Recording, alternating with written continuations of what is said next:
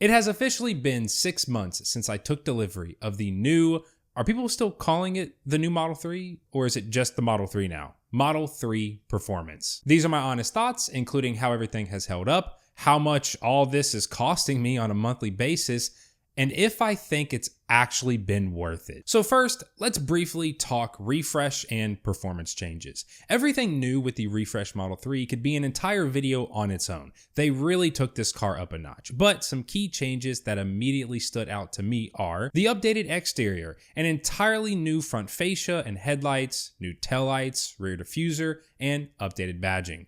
The interior, a new seat design while also introducing ventilation, a complete overhaul of material, everything just feels softer and more premium, smaller bezels on the main screen, an entirely new rear screen, RGB ambient lighting, a new steering wheel that doesn't have stocks, which we'll talk about more in just a minute, and all the under the hood stuff. It's more efficient, better suspension, better sound system. And then the performance model, which has even more changes, an even newer front fascia with slits and a lip, more aggressive rear diffuser, a spoiler, forged 20-inch wheels, and performance badging. On the inside, you have the new sport bucket seats, carbon fiber accents, suspension settings thanks to the performance exclusive adaptive suspension, and access to Tesla's newest V3 track mode. In my opinion, they absolutely killed it with the new performance. I love the styling and just everything that they did with this car, besides two things. And if you've been watching the channel for a while or you've seen my past reviews, then you probably already know what these two things are: the headliner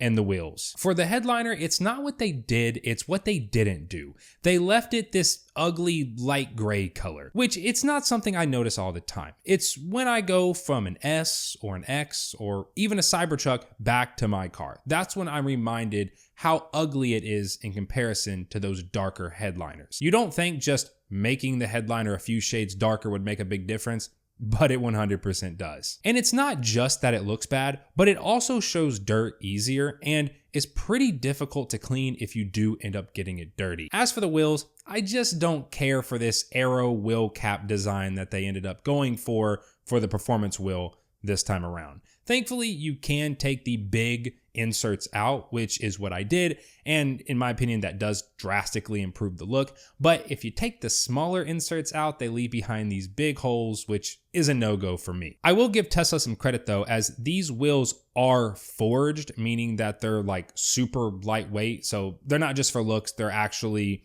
functional. All right, now let's talk driving. That is the main reason that you buy a car. In terms of actually driving, like the connection between your foot, the car, and the road, I literally cannot describe it. It's just something that you need to experience to know what I'm talking about. The pedal response, Tesla's calibration at low speeds, the instant torque, it all just feels so effortless and smooth. There's a reason why you hear people say butts in seats sell Teslas. You just have to experience it for yourself to understand. However, something that may not sell you on the first drive is the no stocks. All the controls have been moved to the steering wheel in the form of capacitive buttons. Now, I've said previously on the channel that this change really only takes some recalibration, and after a month or so, you're pretty used to it. I still stand behind that you'll just get used to it. The only time that I'm like, man, these buttons do kind of suck, is when I'm mid-turn trying to re-signal again. Unlike stocks that don't move, right, they're always just in the same place, if my wheel is upside down,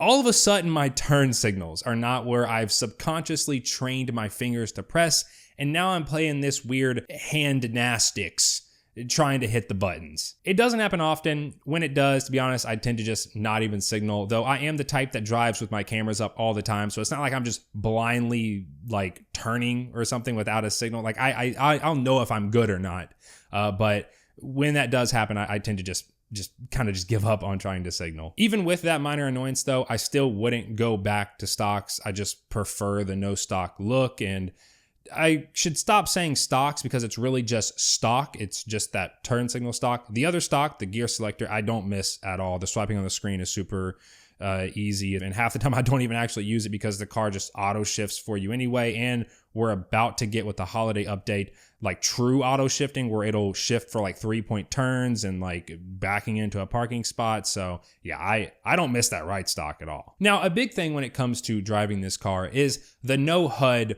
or buttons. Everything is on the screen. For the heads-up display, you just look to the right instead of down, and to be honest with you, you get used to it in just a few days. In fact, I would actually say that looking slightly to the right is a little bit safer than looking down because, and this could just be a me thing, my peripheral vision is a lot better on the horizontal plane than the vertical. So if I look down like this, stuff up here in my vision is just not in focus as stuff over here. So slightly looking to the right, the road is much more in focus than like looking down. So maybe that's just a me thing. I actually prefer looking right now. I mean, if I could have a heads up display and the screen, of course I would take both, but if I can only have one, I'm definitely taking my big screen to the right. As for buttons, I don't mind not having any, as everything I change on a somewhat frequent basis, like the seat heating and ventilation or temp, is one press on the screen and they're in a specific spot and don't move. So they're already kind of like buttons. And I think Tesla learned their lesson going from V10 to the V11 software a few years back, where they changed the like bottom row and you couldn't do basic things with one tap anymore. They eventually bought all that back, but yeah, I'm pretty sure they learned the lesson and they're not going to do that again. Fingers crossed. As for everything else that this screen can do besides just basic controls, well, it's great. CarPlay is a must in every car nowadays, unless you're in a Tesla, because the software is just that good. You can sign directly into your music apps. You can watch YouTube, navigation on this gigantic screen. It'll tell you the forecast. It really does feel like getting your first smartphone and realizing how much more a phone can be. Everything is just super intuitive. I didn't write this one down in my notes here, but I was just taking a friend home and they complimented the sound system, which reminded me how good the sound system actually is. I'm very used to the sound system. When I get in someone else's car, I realize how crap their sound system is. So yeah, want to also give a point here for the sound system. It's fantastic. Now let's talk noise and comfort. It's not Model S in terms of, I believe Model S has like a passive, maybe it has an active like noise isolation within the cabin. It has air suspension. It's not at that level, but it's a lot better than the old 3. I've measured the in-cabin noise levels to be right around 67 decibels at anywhere between 70 to 80 miles per hour. It just depends on how noisy the road is. Old 3 without any double pane glass or like 20/20 in back was around 70 decibels. And while I'm not an expert on like decibels, from my understanding, 70 versus 67 is like twice as much noise, or going from 70 to 67 is like half the amount of noise. Now, I've already mentioned the adaptive suspension, and that definitely does lead to a better feeling ride. You definitely do feel less in the road, assuming that you do have it on the standard setting. And I actually just switched over to my 18-inch wheels, which are like my winter setup, and noticed an even bigger improvement. A really big talking point that I see all the time for people that are between either getting the Performance Model 3 or the all-wheel drive long range is the like rougher ride in the suspension of the Performance. And I honestly think that if you get the Performance and you just swap your warp wheels, which you could easily sell for some 18-inch, you're gonna have a better ride quality than you would with the all-wheel drive long range on it's just like normal 18-inch Nova wheels. Also, not to mention, you'll just get a much faster car. And speaking of faster, finally, the Performance. 2.9 second on the 0 to 60 with rollout subtracted, so closer to 3.1 without it. Flat 11s in the quarter mile with pretty much zero prep. Though if you can get the battery properly heated, you can push into the 10s. The best I've seen without any gutting is, I believe it's like 10.7, 10.8, 60 to 130 in a little over 8 seconds. This car is very quick from a dig and maintains that speed much better than the previous Performance 3. And I own the previous Performance 3, so I can directly compare them. For the 0 to 60, I can't really tell a difference, though 3.1 versus 2.9, how much of a difference can you really tell? To be honest, it's not really going to be that much. Up top, though, I immediately noticed as my previous 3 really fell off a cliff around that 60 to 70 mile per hour mark, whereas the new one, it doesn't let up until around 100. Now, some people will say that the straight line acceleration is just a one-trick pony that you'll get bored of after, 3 or 4 months, and that's just not been the case for me. While I have gotten used to it, I haven't gotten bored of it. I still find myself having plenty of fun with the instant torque and power that this thing can put out, especially at low speeds. Am I blasting off at every stoplight? No. But am I still having fun? Yes. Now, I've already briefly mentioned software, but I also wanted to mention these software updates and the app. One of the biggest selling points about buying a Tesla, assuming you're not buying used, is the software updates. You buy a new Tesla today, and it's pretty much a guarantee that your car will get all the updates that are coming with the new ones for at least the next 3 to 4 years. There have been countless features added that weren't originally there when I bought the car over software updates to Teslas that I've owned. I remember when the blind spot cameras didn't exist. Like when you put your turn signal on, that little window that pops up now that shows if someone's in your blind spot and how it glows red now. Yeah, I remember when none of that existed. Or back when you had to go through an entire safety program just to get FSD. At the time of this video, the 2024 holiday update is rolling out, which brings with it an Apple Watch app, weather radar on the maps, rear cross traffic alerts, sending you notifications when someone pulls on your door handle and you're not at the car, plus a ton more. And keep in mind, these big holiday updates, they happen every year. Like I mentioned, the software in this car is fantastic. You don't need CarPlay, but the software updates are actually game changing. It's a wild feeling to get excited about a car update, but when you own a Tesla, it really is something that you do get excited about. As for the app, well, the last time that I talked about the app, I had some people say that I was overhyping it and that, their Benz or their BMW has an app and it's just an app. And while that's true for those cars, the Tesla app is actually so much better than all of that. It is such just a seamless and fantastic extension of the vehicle. You can, to an extent, drive the car from the app. You can precondition from the app. You can locate the car from the app. You have all the controls. You can live stream the cameras from the app. I use this stupid app every day, multiple times. Like I don't even think about it. It just lives on my home screen and widgets on my computer. I don't know. Maybe I am overhyping the app. You all can let me know. I don't think I am. Yes, it does basic things. And yes, at the end of the day, it is just an app, but just the way Tesla has integrated it, it is honestly one of my favorite parts about ownership. Now, speaking of something I use every day, Autopilot and full self-driving. If you don't know the difference, Autopilot comes free with every Tesla, whereas full self-driving is the paid upgrade. It's like when you're ordering the car, the little $8,000 upgrade, that's FSD. Autopilot is already included. And Autopilot does 99% of what people want, staying in its lane on the interstate, speeding up and slowing down based on surrounding traffic. It really shouldn't be used on city streets. Like technically it can if you can see the lines, but you're gonna have problems with it. Whereas if you just use it on the interstate, it's pretty much going to be flawless. Full self-driving is everything else. Like all the crazy stuff that you see the self-driving Teslas do, yeah, that's full self-drive. The unprotected turns, the just being able to turn in general, actually. The, stopping at stop signs, stoplights, it being able to change lanes, all that is FSD. Also, activity monitoring, which I just recently learned. I thought activity monitoring was available for both Autopilot and full self-driving. Turns out it's a full self-driving only thing. And if you don't know what I'm talking about, I think it was almost 6 months ago, Tesla introduced a hands-free option where it just uses the in-cabin camera to monitor your eyes to make sure you're paying attention to the road, so you no longer have to touch the wheel. And it has actually been super game-changing. I used to barely use full self-driving or even Autopilot outside of making videos, and now I actually use it in my own personal time because I don't got to mess around with the stupid wheel anymore. Also, FSD has just gotten a lot better. It's still not perfect, but it has been really good for me. Next up is charging. And, I've been driving an electric car for a very long time now. So charging is kind of the norm for me. I forget that it's an electric car to the extent of I don't ever really think about charging. When I was buying my first Tesla, I really thought charging was going to be a big deal. I was always going to be thinking about my battery level and where the nearest fast charger is. But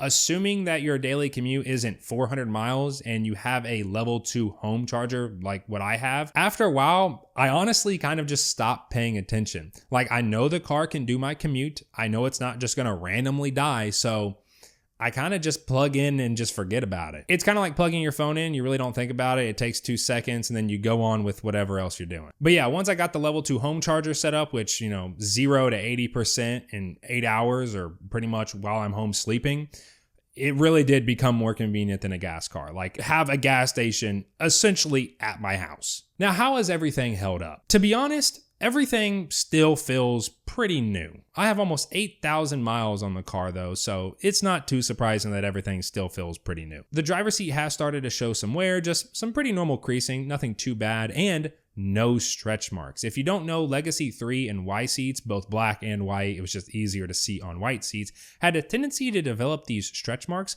Both my last threes got them within just a few thousand miles. 8,000 miles here, and nothing. In terms of what I've done to my seats this time around to protect them and keep them looking super white, I just ceramic coated it with this stuff. I'll have it linked down below. Plus, every month or so, I'll wipe down the seats with these fragrance-free baby wipes that I keep in the car. If you don't know, Tesla recommends that you clean the seats with just soap and water, and well, fragrance-free baby wipes, that's essentially what they are. It's just soap and water. In terms of everything else, I did have pretty bad condensation buildup in both of my taillights, which is actually kind of funny because like the new taillights, them being one piece, it was supposed to help prevent condensation buildup versus the old ones. My old ones never got condensation, but these got condensation. The driver's side was minimal and actually went away on its own. I noticed it, and then like a few days later, it was gone. But the passenger side was awful, and it never went away. I eventually reached out to Tesla, and they were able to get a technician out to my house who just replaced the whole tail light in my driveway. I was actually super sick that entire week, hence why there was no video last week. But yeah, they just did it while I didn't talk to them at all. They just showed up, swapped it, left, and I went on with my day. The little rattle in my armrest that I mentioned during my initial here's everything that was wrong with my car video was fixed, as you all know, but it has somewhat come back. It's not nearly as loud, but it's still not silent like my last threes were. If you put pressure on it, you can kind of hear it creak. Like I said, it's not as bad, but it's definitely still there. And finally, a vibration or rattle has formed where the rear glass meets the back seat. I believe the material, because it's the new softer material that they're using on the threes, has come loose or something. I'm not too sure. I'll push it down and there's definitely some movement to it. And when I do push it down, it'll go away for a day or so and then it comes back. And it only happens with super low frequencies, a really thick bass when I'm blasting music. I'm definitely going to have Tesla look at this at some point. All around, this car has given me more issues than my previous Model 3 did, but it's nothing major that would stop me from driving the car. It's all just been little things here and there. And so far they've fixed everything. So I can't really complain. I'm just at a point right now where what Tesla offers in terms of a daily is just so unmatched that these little things here and there, they don't bother me. Plus, and I don't even really think this is a hot take anymore just because of the average price of a new car in the States. This is a sub $50,000 car if you qualify for the tax credit. It's definitely not a luxury car. It's not a luxury price point. If it was 150, 200,000, then we'd be having a different conversation. But this car is cheaper than the average new car sold in the US, which leads me to the final thing. How much do I pay per month, and has it been worth it? Now, if you want to know what my car payment and by extension, how much I put down, interest rate, insurance, and all that, I'll have that video linked down below. I go into literally all the nitty gritty in that video. But spoiler alert, I did take out a loan and then I paid the loan off after sleeping on it for a few weeks. So the only thing I really pay is the charging costs at home and then insurance. Charging is extremely cheap for me because I pretty much never supercharge. All my charging is done at home, and God bless Kentucky coal. I do find it funny though when people try to tell me that my electric car is powered by coal, and I think that is supposed to be an insult. It's I didn't buy this car because I care about the environment. I bought this car because I think it's fun, which I think is actually where EVs need to be in order to get mass adoption. You can't just have the people that want to be good for the environment, because most people don't care about. You need to make a compelling EV that's just better than a gas car. But yeah, my off peak, I'm looking at around 6 cents per kilowatt hour after fees and taxes, around 9 cents. So it's $6 to $7 to fully charge my 82 kilowatt hour battery pack.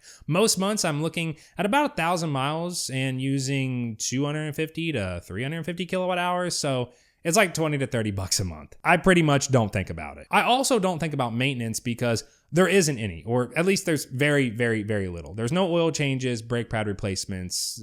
I maybe have to pour in some wiper fluid here and there, but that's not the end of the world, to be honest with you. So yeah, I don't think about maintenance either. So do I think it's been worth it?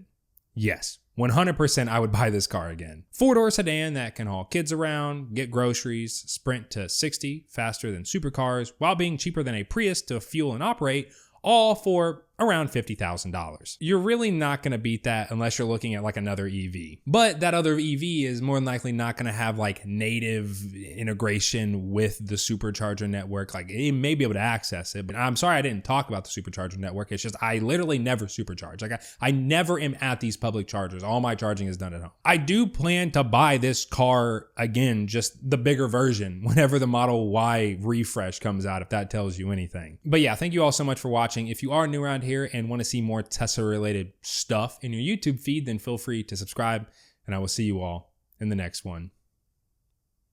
Peace.